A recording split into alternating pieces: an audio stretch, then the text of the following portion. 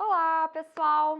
Estamos aqui com a nossa aula de Direito Constitucional e hoje nós vamos inaugurar uma nova temática de discussão a respeito da questão envolvendo o Poder Legislativo.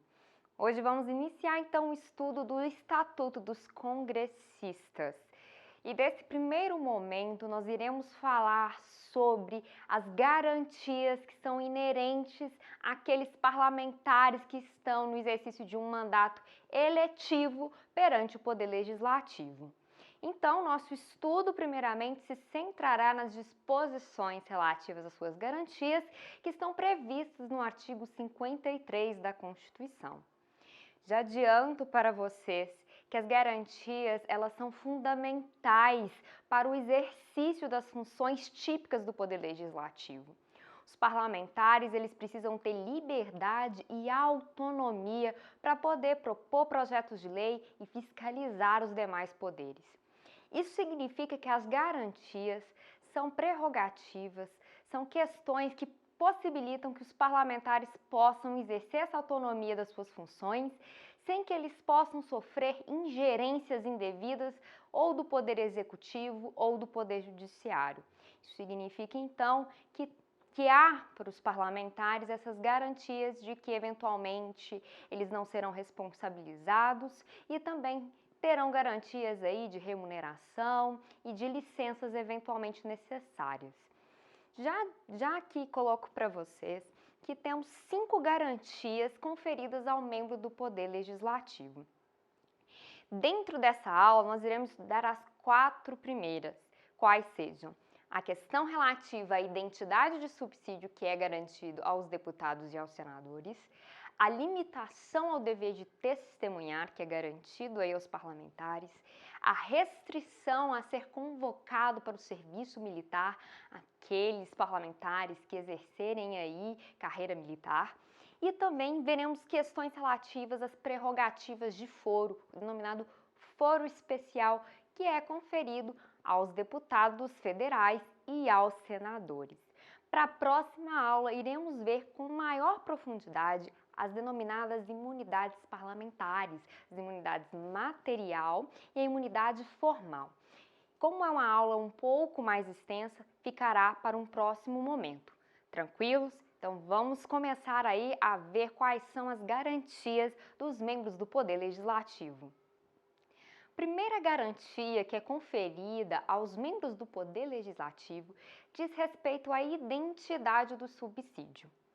Isso significa que tanto os deputados federais quanto os senadores recebem em identidade o mesmo subsídio. O subsídio, ele é uma parcela única que é paga em virtude da contraprestação do serviço que é feito aí pelo deputado e pelo senador. É uma contraprestação, então, pecuniária. É importante destacar que tanto o deputado federal quanto o senador é agente político. E toda vez que a gente estiver diante da figura do agente político, estaremos falando de subsídios. Então, agentes políticos recebem subsídios. E essa é a informação que nos é trazida pelo artigo 49, inciso 7º da Constituição, que prevê justamente essa identidade de subsídios para deputados federais e senadores. Como a gente viu na aula de ontem, todas as matérias relativas ao artigo 49 é de competência exclusiva do Congresso Nacional. E se é competência exclusiva, significa que não precisa de manifestação do presidente da República. Então não é necessário haver aí nem veto nem sanção do presidente. E essas matérias, elas são materializadas a partir da figura normativa denominado decreto legislativo. Então, será mediante um decreto legislativo que será, então, determinada essa parcela única, esse subsídio que será pago aos deputados federais e aos senadores. Apenas para lembrar que o acesso ao Senado ele é um pouco mais complicado do que o Senado, do que no caso da Câmara dos Deputados. Temos menos senadores que deputados federais, mas isso não significa que cada um vai receber aí um subsídio diferente. O que é possível é que dependendo da casa legislativa, recebam vantagens distintas, mas o subsídio, que é a parcela única, é fixado em identidade para as ambas casas legislativas. Ao lado aí, então, dessa identidade de subsídio que é conferida aos deputados federais e aos senadores, temos também a questão relativa à limitação ao dever de testemunhar. Isso significa que os membros do Poder Legislativo Federal, eles gozam aí da possibilidade de não testemunhar sobre informações ou sobre fatos e pessoas que eles tenham conhecido em razão da função parlamentar que exerce, em razão desse mandato eletivo. Então, se porventura eles tomarem conhecimento de um determinado fato, conhecerem determinada pessoa, souber determinada informação a respeito do qual foi obtida através do exercício do mandato parlamentar, não será obrigado esse parlamentar a testemunhar sobre esses fatos. E é isso que está previsto no parágrafo 6º. Então já grifem aí, marquem bem destacado esse parágrafo 6º, principalmente a seguinte menção, que deputados e senadores não serão obrigados a testemunhar informações em razão do exercício do mandato. Mas eu quero deixar claro uma coisa aqui. Isso não significa dizer que há um sigilo profissional, ok? Porque nós sabemos que informações que são obtidas através do sigilo profissional não podem também serem objetos, né, de inquirição. Mas eu queria deixar claro que deputado e senador não têm sigilo profissional. Até porque eles exercem um mandato eletivo, né, uma função política, e não é regulamentada por lei num caso igual de uma profissão. Então, por isso que a gente não fala que há um sigilo profissional. Há um sigilo dessas informações que são asseguradas pelo artigo 53, parágrafo 6º, que é justamente essa garantia atribuída aos deputados e senadores. Outra questão também de extrema relevância aí, de garantia conferida aos deputados federais e aos senadores, diz respeito ao serviço militar. Isso significa que todo aquele parlamentar que ele veio da carreira militar, ele poderá, em duas situações, ser convocado.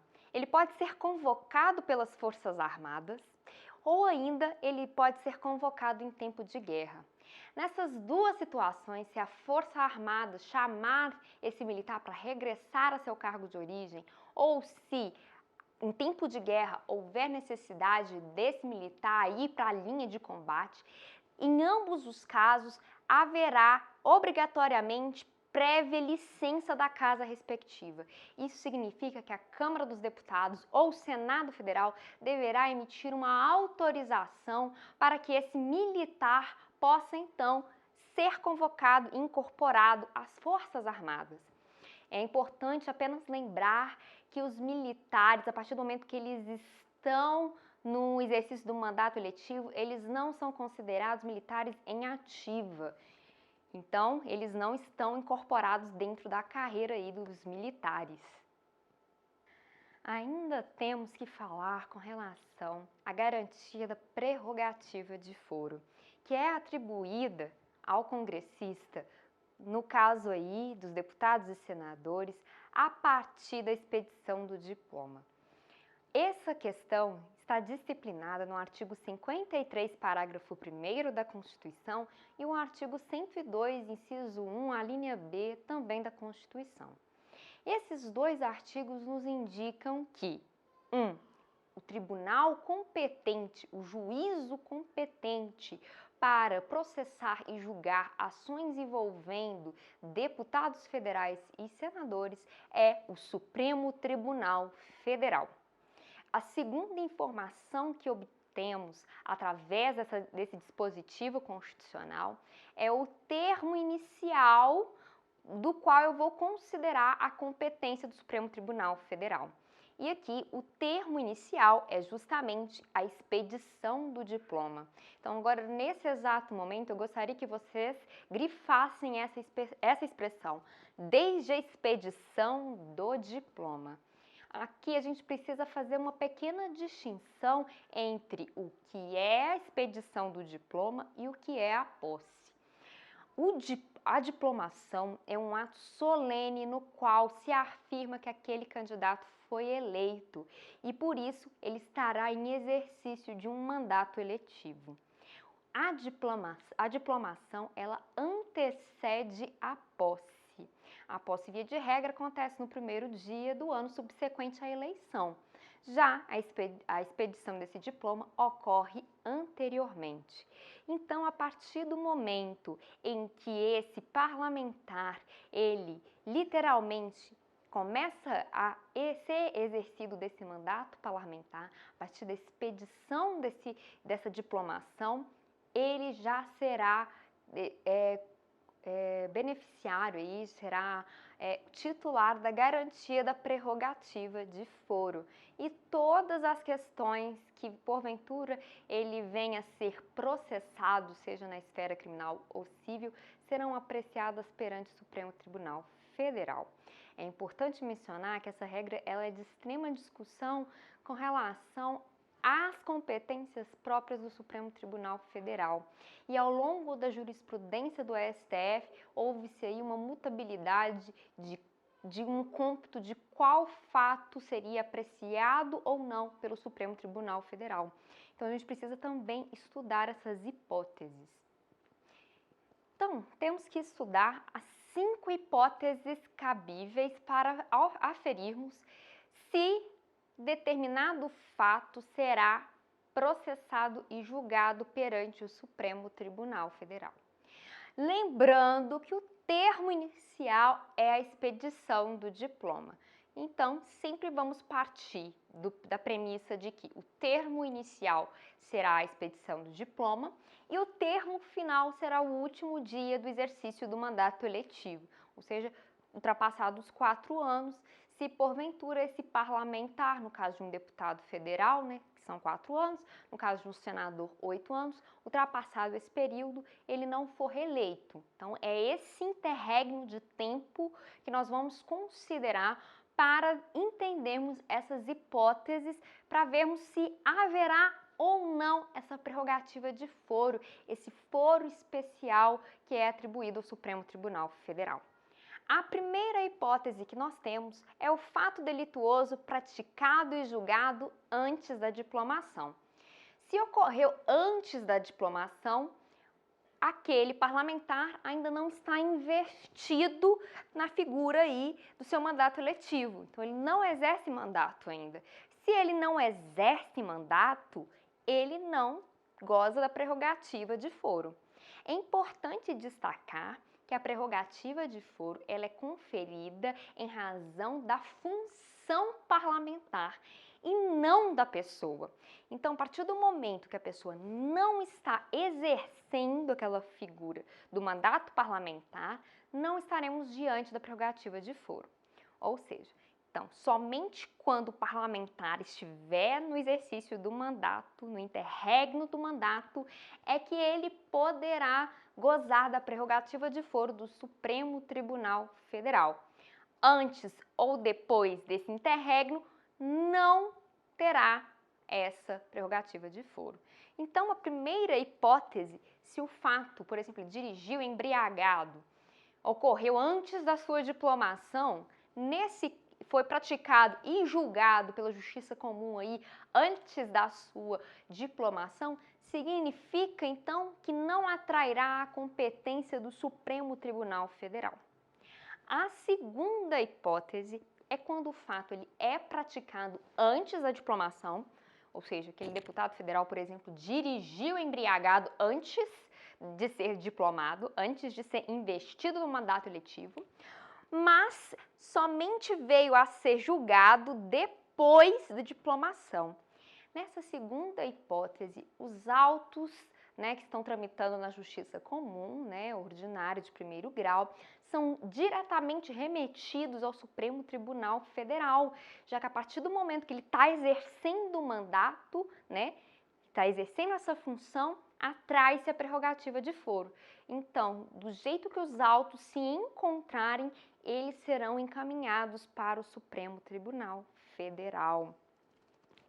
A terceira hipótese aqui é quando há um fato delituoso praticado e julgado depois da diplomação. Nesse caso específico, se é depois da diplomação, muito simples também. Se ele dirigiu embriagado depois de já ser diplomado e foi julgado depois, toda essa questão será encaminhada para quem? Supremo Tribunal Federal. Essa é a hipótese mais clara, não é verdade? A quarta hipótese que nós vamos trabalhar aqui com relação à prerrogativa de foro, talvez tenha sido a mais polêmica envolvendo todas as hipóteses. Nesse caso, estamos diante de um fato delituoso que é praticado durante o exercício do mandato parlamentar, mas que seu julgamento ele ocorre depois que terminou o mandato. Se a gente pegasse a literalidade dessa expressão, entendemos que acabou o mandato, acabou a prerrogativa de foro. Mas isso foi objeto de muitas discussões no Supremo Tribunal Federal. Até 2002 prevalecia-se esse entendimento mesmo. Encerrou-se o mandato eletivo, encerrou-se a prerrogativa de foro. Porém, em 2002, houve uma alteração legislativa no Código de Processo Penal, especificamente no seu artigo 84, parágrafo 1º. E aí foi-se considerado a extensão, né, dessa prerrogativa aos ex-parlamentares. Essa questão foi objeto de uma ADI, que é a ADI 2797. E aí ficou-se deliberado que esse artigo, esse dispositivo do CPP, ele seria eivado de inconstitucionalidade, primeiro por violar um aspecto formal, uma inconstitucionalidade formal, já que estava dispondo de uma competência do Supremo Tribunal Federal sem ser mediante uma proposta de emenda constitucional, ou seja, um vício, então, formal. E também havia um vício material, de uma violação do princípio da igualdade, já que estava concedendo a ex-parlamentares vantagens indevidas, né? Ou seja, pelo simples fato dele ter sido um parlamentar alguma vez na vida, que ele gozaria de uma prerrogativa. E isso claramente viola o princípio da igualdade. Pois, volto a frisar, a prerrogativa de foro, ela é concedida em razão da função parlamentar e não da pessoa física daquele deputado ou daquele senador. Então, se ficou entendido pela inconstitucionalidade desse dispositivo do CPP. E aí retomou-se o entendimento de que é então competência do juízo comum de primeiro grau. Então afasta-se a competência do Supremo Tribunal Federal. Ou seja, houve um encerramento aí do mandato eletivo. Encerrou-se, por exemplo, no caso do deputado federal, os 4 anos do exercício do seu mandato e ele não se reelegeu. E aí está tramitando esse processo perante o Supremo Tribunal Federal. A partir do momento que encerrou o seu mandato, esses autos são remetidos a um juízo de primeiro grau competente para poder processar e julgar esse fato delituoso.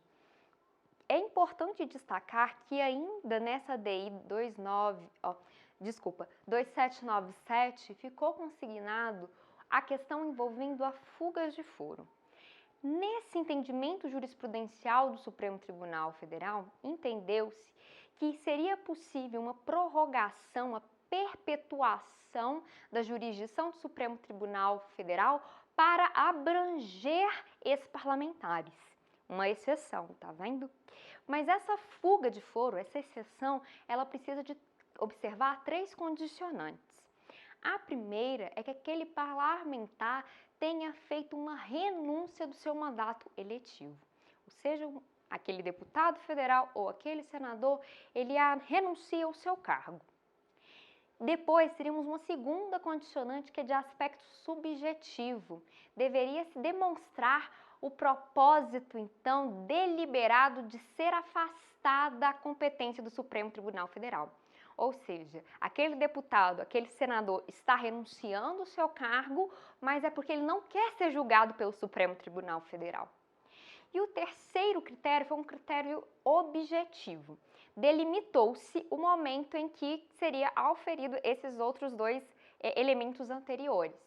Então, o terceiro caráter seria até o encerramento da instrução processual. O encerramento da instrução processual é o momento em que não há mais provas a serem inquiridas, a serem obtidas durante a tramitação aí de um procedimento judicial, por exemplo. Então, se no Supremo Tribunal Federal encerrou-se essa fase instrutória, essa fase de colheita de provas, aí eu poderia continuar com a competência do Supremo Tribunal Federal. Então, se o Supremo Tribunal Federal ele já colheu todas as provas e só falta decidir, só falta sentenciar, significa então que a competência permanecerá com o Supremo Tribunal Federal. Porém, se não tiver ainda ocorrido, não ter sido finalizada, encerrada a instrução processual, os autos são remetidos ao juízo de primeiro grau, ainda que aquele deputado ou aquele senador tenha renunciado com o propósito de fugir da competência do STF. Entenderam esse ponto?